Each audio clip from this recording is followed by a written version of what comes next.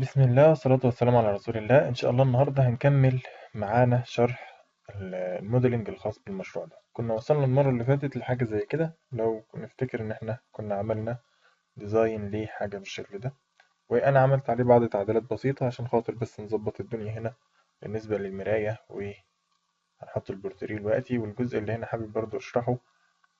كنا المرة اللي فاتت إن إحنا استخدمنا ده، لكن أنا حابب لو إحنا هنستخدم بروفايل خاص بينا إحنا، ممكن نعمل حاجة زي كده إزاي؟ عشان خاطر إيه؟ عشان خاطر ما تلتزمش انت دايما بالبروفايلات اللي هنا. تمام.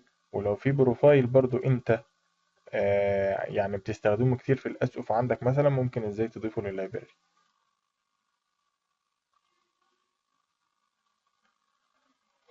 وهنبتدي خلاص نستغنى عن البلان نفسه لانه كان مجرد بلان عمل، فهنبتدي نقول له ديليت. وهنيجي نمسك بقى الاتنين مع بعض، نقول له فرونت زد. وهنبتدي نقول له خليهم لنا لونهم ابيض عشان يبانوا معانا هنا. وهنمسك دي وهنمشي عليها الكورنيش التاني بليك في المكان ده. تمام. ممكن تاخد واحد من اللي احنا شفناهم دول، وتبتدي ان انت تاخد منه الجزء اللي انت عايزه والباقي يكون مختفي في التصميم. يعني خلي الموضوع عندك فيه حرية شوية عشان خاطر تقدر تتعامل.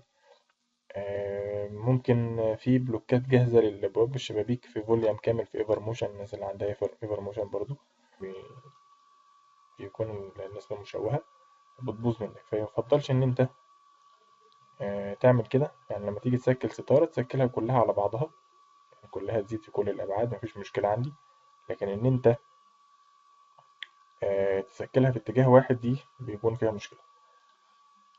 ممكن نمسك الجزء اللي ورا ده ونقول له فيه ده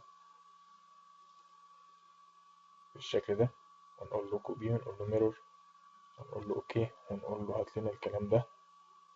طبعا الميرور بتاعنا هنا ما ظبطش، هنبتدي ناخد دي ونعمل كده، وهنقول له كوبي، وهنقول له ميرور على اتجاه الواي. تمام. بالتالي بقت حاجة بالشكل ده نقدر نحطها جنب بعضها. تمام.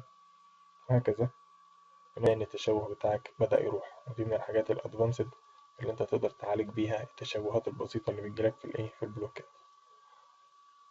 وصلنا لحاجة زي كده بكل سهولة أهو، زي ما انتم شايفين ديزاين.